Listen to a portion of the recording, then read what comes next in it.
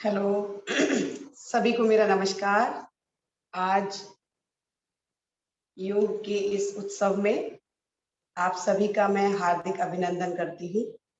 आज का जो हमारा विषय है वो है आहार ही औषधि है। आहार ही औषधि है, इसके बारे में हम जब चर्चा करेंगे उससे पहले मैं ये जान लेना चाहती हूँ कि जितने भी लोग हैं जो हमसे जुड़े हुए हैं उनमें से अगर किसी को प्राणायाम से संबंधित किसी को कोई भी परेशानी या कोई भी क्वेरीज है तो वो अपनी क्वेरीज पहले पूछ सकते हैं। तो पहले एक ब्रह्मनाद करेंगे, फिर आपकी जो भी प्राणायाम से संबंधित क्वेरीज होगी उसको सॉर्ट आउट करके और अपना विषय शुरू करेंगे। आहार ही औषधि। तो आइए करते हैं ब्रह्मनाद।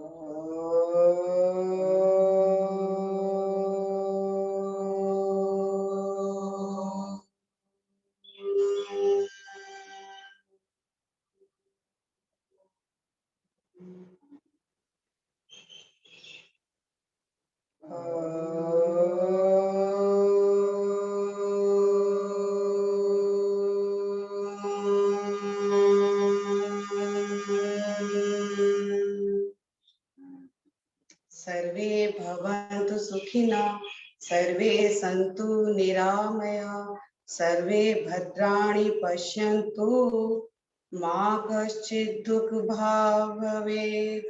ओम शांति शांति।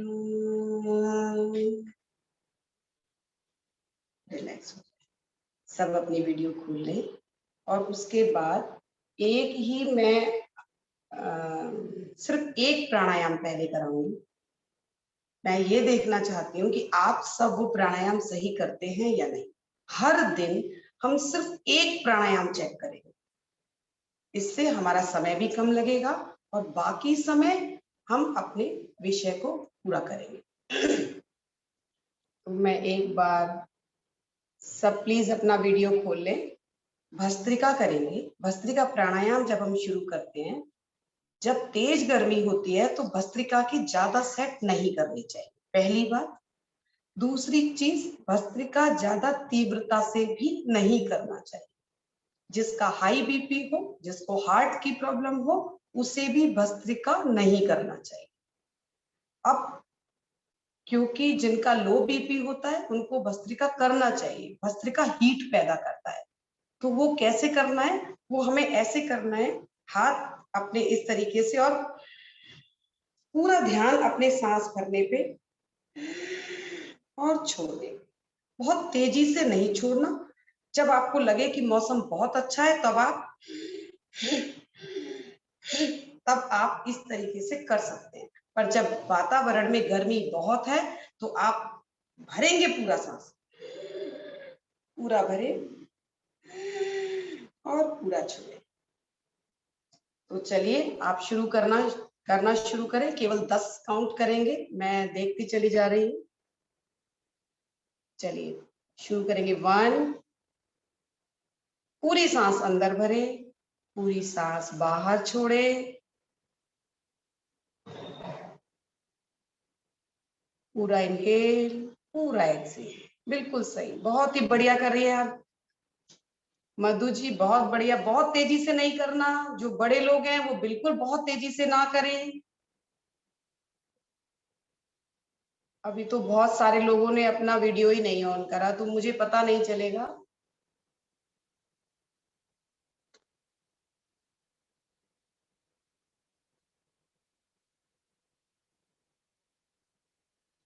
तो हमने 10 राउंड ऐसे लगाने हैं ताकि हमें अंदर से हीट भी हो जाए, हम वार्म अप भी हो जाए और हमारा बीपी भी हाई ना हो। तो ये बात तो थी हमारी भस्त्रिका से रिलेटेड। जिनका लो बीपी हो वो जरूर करें, एक की बजाय 2 सेट करें।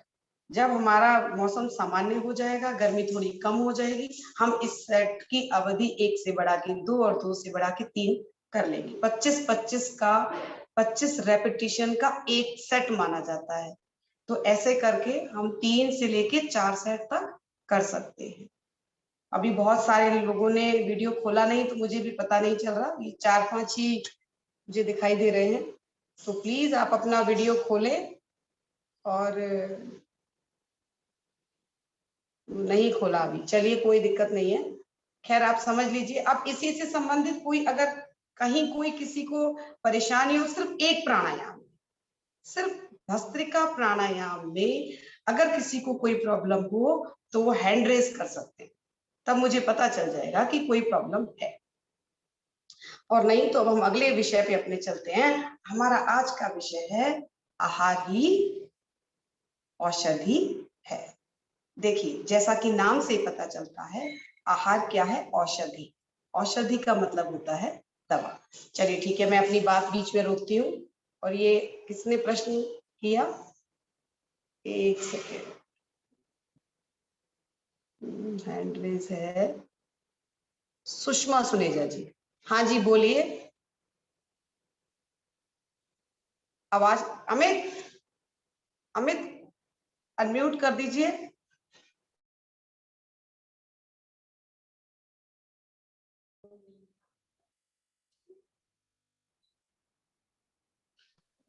हाँ जी, नमस्ते दीदी। नमस्ते नमस्ते, हाँ जी बोलिए। दीदी एक्चुअली मेरे को एक क्वेरी थी। मेरी मदर इन लॉ को ना अस्थमैटिक प्रॉब्लम है, हाँ हाँ, तो उसमें ये भस्त्रिका कर सकते हैं प्राणायाम?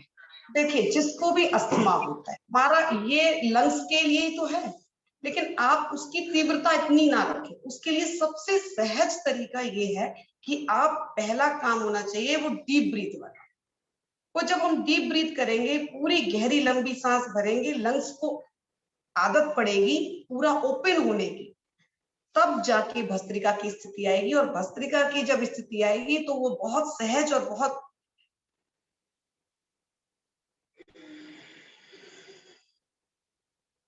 यानी कि लंग्स अभी प्रॉपर अच्छे हो, तब तक हमें अभ्यास करना होगा डीप ब्रीथ का।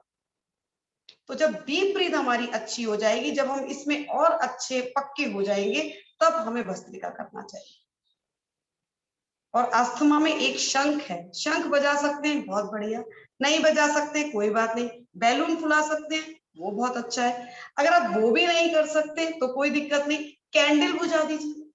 इमेजिनरी कैंडल को एज्यूम करिए और कैंडल ब्रीदिंग या ये वाली जो कैंडल ब्लोइंग की जो डीप ब्रीथ की एक्सरसाइज थी, आप वो करिएगा तो ठीक हो जाएगा।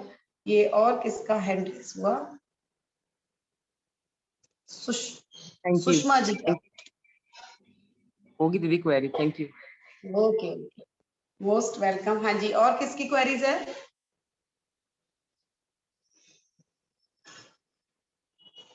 ठीक है, भस्त्रिका से बिल्कुल डाउट सारे क्लियर हो गए। चलते हैं आगे। बात जब हमारी औषधि की चलती है, तो क्या हमें इस बात का कभी अंदाज हुआ है कि औषधि हम किस तरीके से खाते हैं? हमें डॉक्टर टैबलेट देता है, एक सुबह, एक दोपहर, एक रात। इसका मतलब औषधि को औषधि की तरह ही खाते हैं। लेकिन हैरानी की बात यह है कि ये आहार जो कि मेरा औषधि है, लेकिन मैं इसे औषधि की तरह नहीं खाती। मैं तो इसे ओवरलोडेड, अगर मुझे स्वाद लग गया तो मैं एक की जगह 4 पराठे खाऊंगी। क्यों? क्योंकि वो तो मुझे स्वाद लग रहा है। मैंने किस पर ध्यान दिया? अपने टेस्ट बर्ड, कि हाँ मुझे ये चीज स्वाद लग रही। मैंने ये तो सोचा ही नहीं कि ये मेरे 4 पराठे खा के मेरी हेल्थ का क्या होगा। इस पर मैंने बिल्कुल ध्यान नहीं दिया।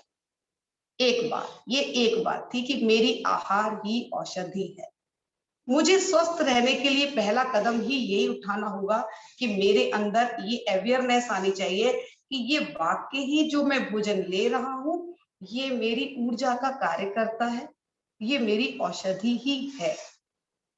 जो मुझे ठीक करता है। एक सामान्य व्यक्ति को भी इतनी जानकारी होनी चाहिए कि हमारे शरीर के अंदर 80% रोल स्वास्थ्य का डाइट से होता है, केवल डाइट से मिलता है, और 20% एक्सरसाइज। फिर भी हमारी स्थिति ऐसी है कि हम बहुत सारे लोग जो 20% वाले को जल्दी जल्दी फॉलो करते हैं, आप उसके पीछे भागते हैं। जैसे एक्सरसाइज, वो 20% काम करती है, लेकिन डाइट का रोल होता है 80%। तो पहले 80% को पकड़े। आपने 20% एक्सरसाइज तो कर ली, एक्सरसाइज करके आए आपने, फिर पराठे खा लिए, फिर आपने बर्गर, चाउमीन और इस तरीके की कोई चीज खा ली। तो ऐसा करने से हमारी स्थिति और ज्यादा खराब होती है। तीसरी बात यह है कि हमें यह भी सोचना चाहिए कि ये औषधि जो मैं अपने शरीर में ले रहा हूं, ये मुझे न केवल ऊर्जा दे रही है, बल्कि मुझको ये जो जीवनी शक्ति दे रही है, मेरे को चलने फिरने की ताकत दे रही है, मेरे सातों धातुओं को बनाती है। रक्त, मेद, मांस, मज्जा, ये सब हमारे किससे बनते हैं? भोजन से ही तो बन रहे हैं। भोजन से ही तो मुझे एनर्जी मिल रही है। इससे पहले हमने चर्चा की थी, हमारे सेल को भोजन चाहिए, तो हमने ब्रीदिंग एक्सरसाइज की। एक सेकेंड, इसको ठीक, हमने ब्रीदिंग एक्सरसाइज करी। अब ये जो ब्रीदिंग एक्सरसाइज थी, इनसे क्या हुआ, मेरे शरीर में ऑक्सीजन का लेवल बढ़ा और मेरे सेल को, एक एक सेल को ऑक्सीजन मिली। वो जो जितने भी सेल थे जो बहुत भूखे प्यासे थे, वो हष्ट पुष्ट हो गए और इम्यूनिटी ऑटोमेटिकली डेवलप होने लगी। तो ये तो बात थी। ऐसे ही जब मेरी सोल को खुराक मिली, वो था मेडिटेशन। तो सोल जो कमजोर थी, अभी मुझे सोल की आवाज नहीं आती, लेकिन जब मैंने अपने आप को और तैयार करा, मेडिटेशन हम करने लगे, तो स्थिति ये हुई कि मेरी सोल भी एम्पावर्ड होने लगी, वो भी शक्तिशाली होने लगी। इसका मतलब मैंने 2 को तो अच्छे से खुराक दे दी। अब आती है बारी शरीर की। अगर हम शरीर को खुराक नहीं देते हैं, तो शरीर भी हमारा निढाल हो जाता है। तो क्यों ना हम ऐसा करें कि शरीर को भी अच्छी खुराक मिले। तो हम क्या कर सकते हैं अच्छी खुराक देने के लिए? सिंपल सी बात है, शरीर एक गाड़ी की तरह। अब इस गाड़ी में क्या जाना चाहिए? एक गाड़ी है, उसमें हम पेट्रोल डालते हैं और हमने डाल दिया डीजल, क्या हुआ? इंजन खराब। ऐसे ही ये शरीर भी तो हमारी गाड़ी ही है, जिसमें हम उचित आहार या संतुलित आहार का इसके अंदर ईंधन डालते हैं। अब क्या हमारा वो आहार संतुलित है या नहीं? अगर वो है तो हमारी जीवनी शक्ति और अच्छी हो जाती है। अगर हमने गलत आहार डाल दिया तो वही हमारा इंजन खराब हो जाता है। हमारा इंजन है लिवर, लिवर खराब हो जाता है, काम करना बंद कर देता है, लिवर सोराइसिस हो जाता है, डाइजेशन होता नहीं। फिर धीरे धीरे पैनक्रियास में प्रॉब्लम क्रिएट होती है, डायबिटीज होती है, बहुत प्रॉब्लम पेट से जुड़ी हुई पैदा हो जाती है। तो पहले तो हमें ये समझना होगा कि मेरे शरीर का उचित और संतुलित आहार क्या है। ऐसा आहार जो मुझे पूर्ण ऊर्जा दे। कौन सी ऊर्जा दे? मैंने अभी एक शब्द बोला, पूर्ण और सजीव ऊर्जा दे। सजीव ऊर्जा तो वही दे पाएगा ना जो खुद, जिसमें खुद लाइवली कंटेंट होगा। जब खुद डेड है, वो मुझे क्या सजीव रखेगा? मान लीजिए पालक है, मैं पालक को खा रही हूँ, खूब बना के, उबाल के, अच्छे से छौंक लगा लगा के, तो हमने तो उसको डेड कर दिया ना। जब वो मैं डेड ही खा रही हूँ, तो आप सोचो ना, वो मुझे लाइवली कंटेंट कैसे देगा? वो तो मुझे लिथार्जिक ही बनाएगा ना। और मेरी स्थिति क्या होगी? अब खाना खा के मुझे नशा आएगा। मैंने क्या खाया था? मैंने तो सब मृत खाया था ना। कैसे मृत? जो भी चीजें आग पर चढ़ गई, वो तो सब मृत हो गई। और फिर मैंने क्या खाया?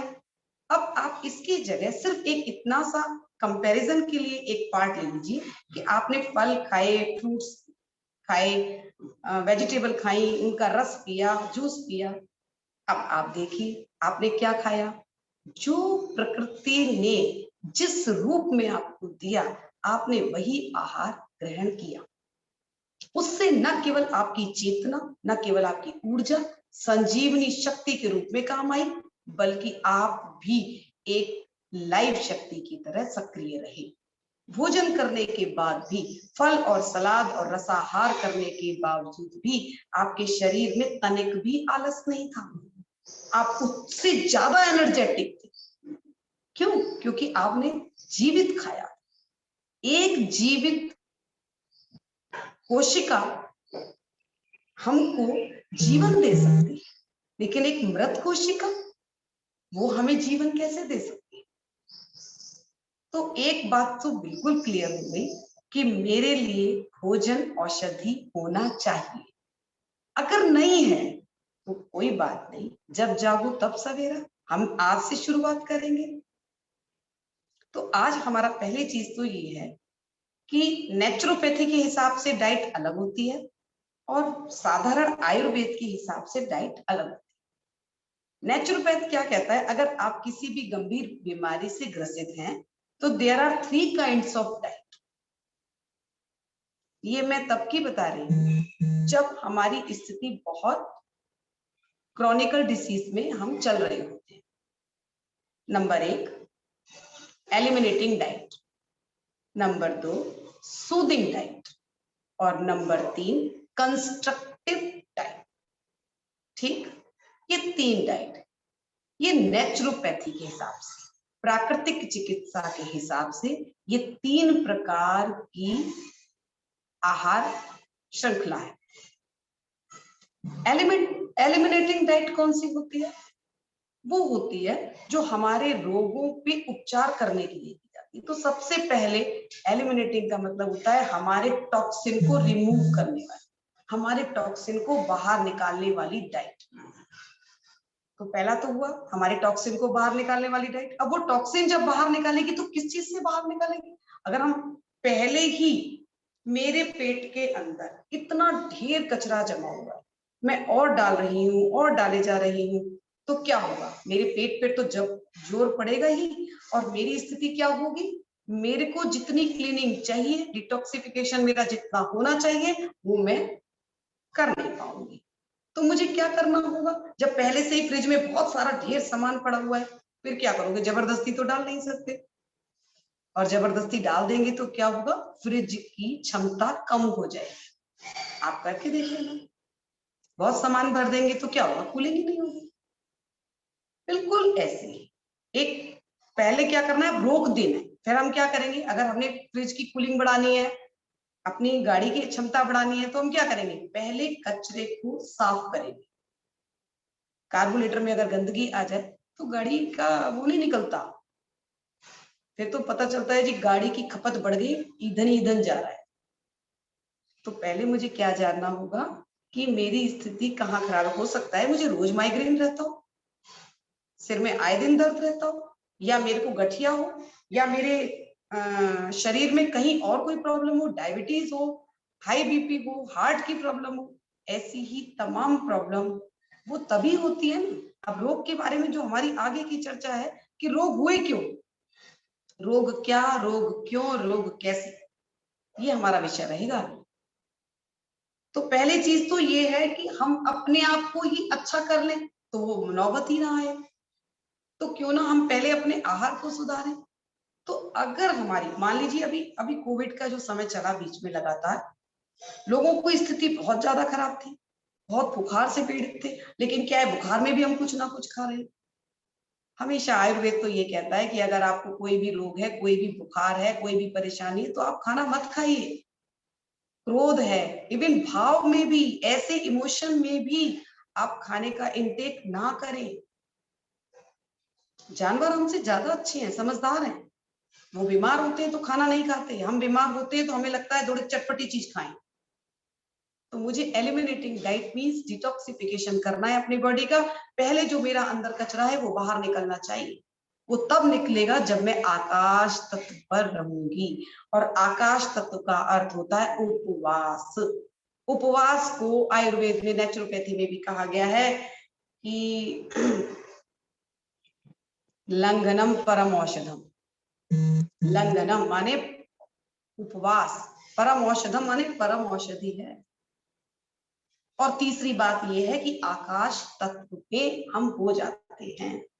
जैसे पहले बताया कि हमारा पहला तत्व अग्नि तत्व है, जो हम सूर्य की रोशनी प्राप्त करते हैं। दूसरा हमारा वायु तत्व है, जो हम ब्रीदिंग एक्सरसाइज करते हैं। तीसरा तत्व जो हमारा छूट रहा था, धीरे धीरे सारी चीजें कवर हो। तीसरा तत्व आता है आकाश तत्व।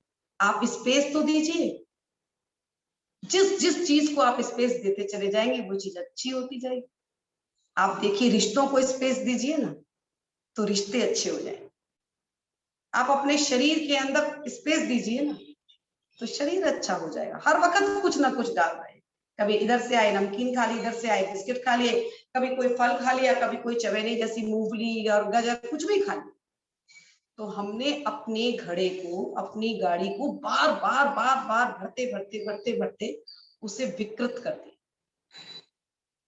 तो मुझे क्या करना है, सबसे पहले एलिमिनेटिंग डाइट लेनी है। और एलिमिनेटिंग डाइट में सिर्फ 3 ही चीजें होती, चौथी कोई चीज ही नहीं होती। इसको हम और कर सकते हैं। कैसे कर सकते हैं? 3 चीजें कौन सी हैं जो मेजर होती हैं? एक लेमन वाटर, एक सिर्फ वाटर, और एक कोकोनट वाटर। ये तीनों नेचुरल चीजें हैं। नेचुरोपैथी बिल्कुल नेचुरल पॉइंट पर कार्य करती है।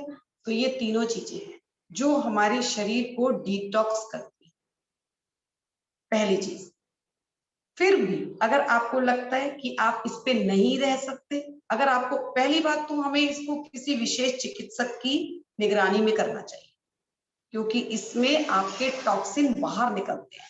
सांसों से स्मेल आती है, स्वेटिंग से जो पसीना होता है उसमें से स्मेल आती है, यूरिन में से स्मेल आती है। मींस बॉडी डिटॉक्स हो रही होती है उस समय। कब कब डिटॉक्स होती है? जिस समय हम कुछ भी नहीं डालते अपनी शरीर की गाड़ी में, सिर्फ पानी और पानी। चाहे पानी का फॉर्म कोकोनट वाटर हो, चाहे पानी का फॉर्म लेमन वाटर हो, क्योंकि लेमन क्लीन करता है, सिर्फ इसलिए। और या फिर हमारा सिर्फ पानी। ये सारी तीनों चीजें हमारे शरीर को शुद्ध करने का कार्य करती है। तब हमारे शरीर में कुछ और नहीं जाता। आप देखेंगे इस पीरियड में आप खाली रहे, परमात्मा से जुड़े रहे, और फिर आप देखिए आपकी बॉडी हल्की हो जाएगी। बहुत सारे लोग हैं 21-21 दिन का पानी का ऐसा उपवास करते हैं, लेकिन ये सब आपको किसी कीमत पे अकेले नहीं करना। इसकी जगह आप क्या कर सकते हैं? आप सिर्फ फ्रूट्स जूस पे रह सकते हैं, या आप वेजिटेबल जूस पे रह सकते हैं। ऐसा लिक्विड फॉर्म, ऐसे लिक्विड फॉर्म पर आप रह सकते हैं। ये डिटॉक्स करता है, एलिमिनेट करता है। और एक इंपॉर्टेंट चीज ये है, जब भी आप इस तरीके का उपवास करें तो एनीमा मैंडेटरी है, एनीमा जरूर लें। हाँ, वो डायबिटीज वाले जब हम पॉइंट लेंगे तो डायबिटीज पर आएंगे। आज पहले सिर्फ एक पॉइंट अच्छे से सुने कि हमारी आहार औषधि कैसे है, हम अपने आहार में क्या बदलाव लाएं। तो पहली बात बिल्कुल क्लियर हो गई, एलिमिनेटिंग डाइट ये है। 3 चीजें हैं, नींबू पानी, पानी और कोकोनट वाटर। ये 3 चीजें हैं। अगर आपको लगता है कि आप पूरे दिन, जैसे आज एक शादी में होकर आए हैं, तो आप कल कुछ नहीं खाएं। जब कल कुछ नहीं खाएं तो आप क्या पी सकते हैं? आप सिर्फ कोकोनट वाटर पीते हैं। आप चाहें तो किसी भी फ्रूट जूस को पी सकते हैं, आप चाहें तो वेजिटेबल जूस पी सकते हैं। तो इस तरीके से आप अपने आप को तैयार कर सकते हैं। ये हो गई एलिमिनेटिंग डाइट। हमें डिटॉक्स करती है, हमारी बॉडी को डिटॉक्स करती है। लेकिन इसके साथ ही हमें एनिमा लेना मैंडेटरी हो जाता है, क्योंकि एनिमा से पूरे दिन जब हम कुछ भी नहीं खाते, सिर्फ लिक्विड लेते हैं, तो एक तो यूरिन के थ्रू डिटॉक्स होते हैं, और दूसरा जो भी हमारे शरीर के अंदर, हमारी इंटेस्टाइन में हमारा जो मल है, जो कड़ा हो गया है, सूख गया है, वो पानी से थोड़ा ठीक हो जाता है, और एनिमा लगाने से हम डिटॉक्स हो जाते हैं। आप देखेंगे मैंने 7-7 दिन, 10-10 दिन लगातार पानी का फास्ट रखा है, और 10 दिन मैं लगातार एनिमा लगा के फ्रेश होती रही। तो वो क्या चीज निकल रही थी अंदर से? वो टॉक्सिन थी। और जब भी टॉक्सिन अंदर होते हैं तो रोग होता ही है। रोग का दूसरा नाम ही तो टॉक्सिन है, और टॉक्सिन बाहर निकल गए तो हम स्वस्थ हो जाते हैं। तो यहां तक हमारी बात हो गई, ये थी एलिमिनेटिंग डाइट। हर किसी को इस पे जाने की जरूरत नहीं है। दूसरी चीज सूदिंग डाइट। अब क्या हुआ, जब हम एलिमिनेटिंग करके हटे तो फिर अब हमें थोड़े आहार की तरफ बढ़ना होता है। तो हम कौन सा आहार चालू करते हैं? हम फ्रूट जूस लेते हैं, फ्रूट सूप लेते हैं, वेजिटेबल सूप लेते हैं, फ्रूट लेते हैं। इस तरीके से हम सूदिंग डाइट लेते हैं। कितना हल्का रसाहार, रसाहार फल, सब्जियां, सलाद और रसाहार, ये हमारा भोजन होता है। तो इस तरीके से हमने क्या चीज पूरी करी? अपने जो डिटॉक्स हो चुकी थी बॉडी, अब बिल्कुल नीट एंड क्लीन थी। हमने उसमें क्या क्या अगर भरना शुरू करा, अब साफ सफाई हो गई तो अब हम गंद तो नहीं भरेंगे। नेचुरल चीजें परमात्मा ने जो जिस फॉर्म में दी है, फल जैसे भी दिए हैं आप वैसे खाइए। सैलेड है, जिस रूप में परमात्मा ने दी है वैसे ही खाइए। बहुत उसके ऊपर मसाला नमक ये सब की जरूरत नहीं है, नेचुरल फॉर्म में खाइए। कोई भी जूस पी सकते हैं, कैरेट जूस है ना, बीट रूट का जूस है, ये इस तरीके के जूस बहुत अच्छे होते हैं, कॉन्स्टिपेशन भी खत्म करते हैं। फिर इसके बाद हम सूप पी सकते हैं। ये तो चीजें हमारी लिए थी। अब सभी लोग कच्चा आहार खाएं, जिनको गठिया है, जिनको वात रोग होता है, वो तो कच्चा बिल्कुल ना खाएं। अब वो कच्चा ना खाएं तो क्या करेंगे? वो स्टीम खा सकते हैं। इन्हीं सब्जियों को, इन्हीं चीजों को हम सिर्फ स्टीम कर लें। आप देखेंगे जैसे टमाटर है, कच्चा नहीं खाना, स्टीम कर लिया। खीरा है, प्याज है, शिमला मिर्च है, ये सारी चीजें हम स्टीम, सिर्फ एक हल्की सी भाप दिलवाई और खा ली। तीसरी तरीका आता है, पहला हो गया आपने रॉ खाया। भोजन के अंदर हमारा 80% रॉ होना चाहिए, वही एल्कलाइन होता है, और 20% एसिडिक होना चाहिए। लेकिन जब गठिया हो जाए, वात की प्रॉब्लम हो जाए, तो प्लीज आप कच्चा ना खाएं। आगे क्या गठिया की क्या क्या हम ट्रीटमेंट कर सकते हैं उसके बाद उसके ऊपर आगे चर्चा करेंगे। पर पहले अभी हमें ये ध्यान रखना है कि हम किस किस तरीके से खा सकते हैं। हम रॉ खा सकते हैं, हम स्टीम खा सकते हैं, और हम बॉयल खा सकते हैं। बहुत ज्यादा मसाले और छौंकने से या ओवर कुक्ड करने से सब्जियों के जितने भी न्यूट्रिशन वैल्यू होते हैं वो खत्म हो जाते हैं। तो ये दोनों पॉइंट क्लियर हुए। पहला था एलिमिनेट डाइट और दूसरा था हमारा सूदिंग डाइट। तीसरा आता है कंस्ट्रक्टिव डाइट। कंस्ट्रक्टिव डाइट वो जिसमें संपूर्ण आहार होता है, जिसको हम संतुलित आहार बोलते हैं, जिसमें पांचों तत्व मौजूद होते हैं। पहला कार्बोहाइड्रेट, दूसरा प्रोटीन, तीसरा फैट, चौथा विटामिन, मिनरल, और फिर जल। तो ये हमारे जल के पहले में हम बात कर चुके हैं कि जल कैसे पीना है और कब पीना है, कितना पीना है। अब हमारी जो चर्चा चलेगी इन 5 पे चलेगी। एक कार्बोहाइड्रेट, प्रोटीन, फैट, विटामिन और मिनरल। ये हमारी कंस्ट्रक्टिव डाइट। अब सारा हमारा कचरा बाहर निकल गया, हमने सूदिंग, हमारे जितने भी अंग हैं वो उस लेवल पे वापस दोबारा आने लगे हैं। आपने आज तो उपवास रखा। देखिए मैं आज की एक सिंपल सी स्थिति बताती हूँ। जैसे करवा चौथ आता है,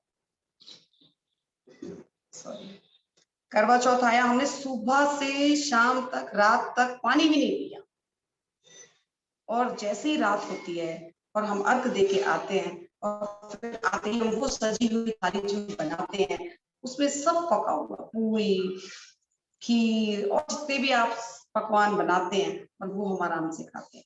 या ज्यादातर महिलाएं गोलगप्पे खाने जाती हैं, या चाट पकौड़ी खाती हैं। आप सोचिए ना, आपने पूरे दिन तो इतना अच्छा कार्य किया, आपने आकाश तत्व में रहे, अपनी सारी मशीनरी को समय दिया अपने अच्छे से कार्य करने के लिए, फिर आपने शाम को इतना कुछ दे दिया उनको कि वो उससे ज्यादा मेहनत उनको रात भर करनी पड़ी। जो वो हीलिंग का टाइम था वो डाइजेस्ट ही करता रह गया लिवर, क्योंकि आपने उसको इतना खिला दिया। तो प्लीज ध्यान रखिएगा, हमें इस तरीके की डाइट नहीं खानी कि एक वक्त तो हमने पूरा आकाश तत्व में रहे और शाम को ही हमने अपना इतना भोजन खा लिया, ताकि हमारे जो अंग जिन्होंने अपने आप को इतनी देर में हील किया था बिना कुछ लिए, वो तो बेचारे प्रेशर से और दब गए। तो जो कंस्ट्रक्टिव डाइट है वो हमें क्या करती है, हमारे को कंस्ट्रक्ट करती है, हमारे टिश्यू को, हमारी बोन्स को, हमारे मेद, सातों धातुओं, मेद, रक्त, मांस, मज्जा।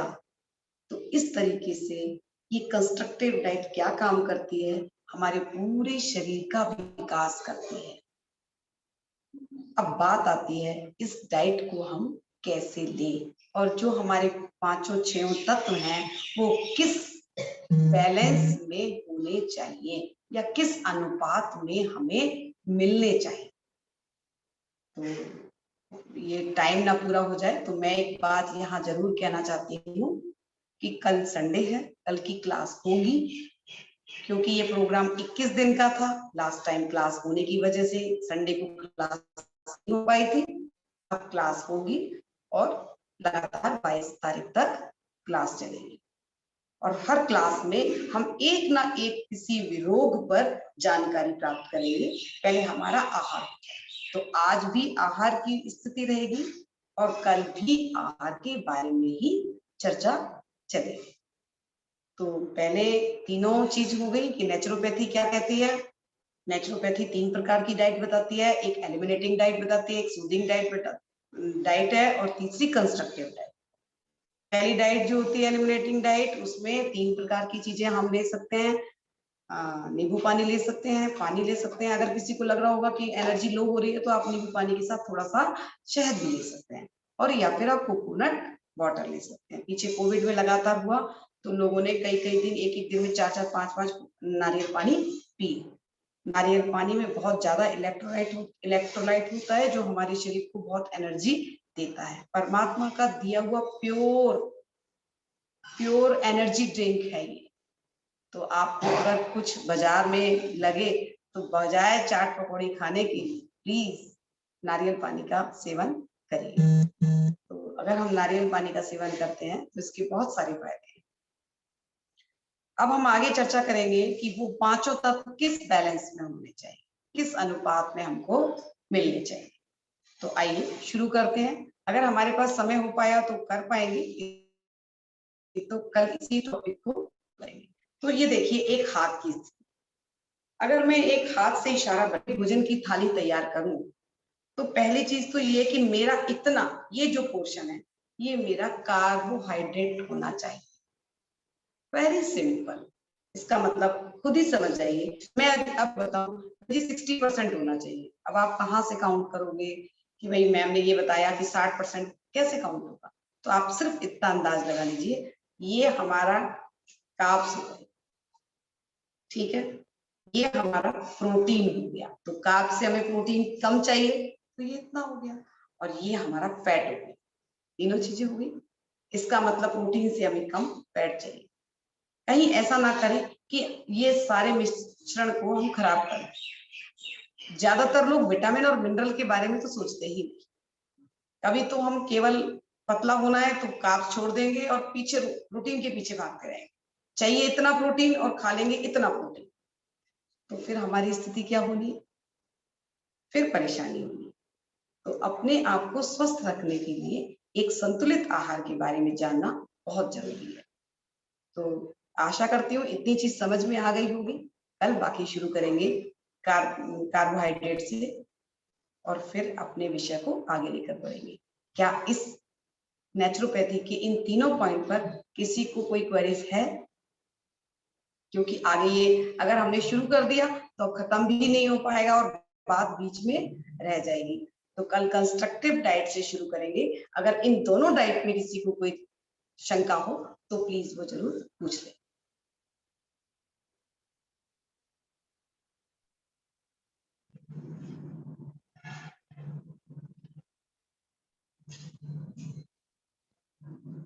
हाँ जी, राधिका जी पूछिए। अमित अनम्यूट कर दो। हाँ पूछिए।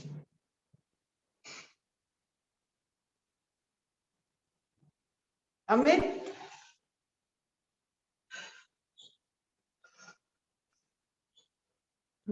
आवाज तो आ रही है। हाँ पूछिए प्लीज।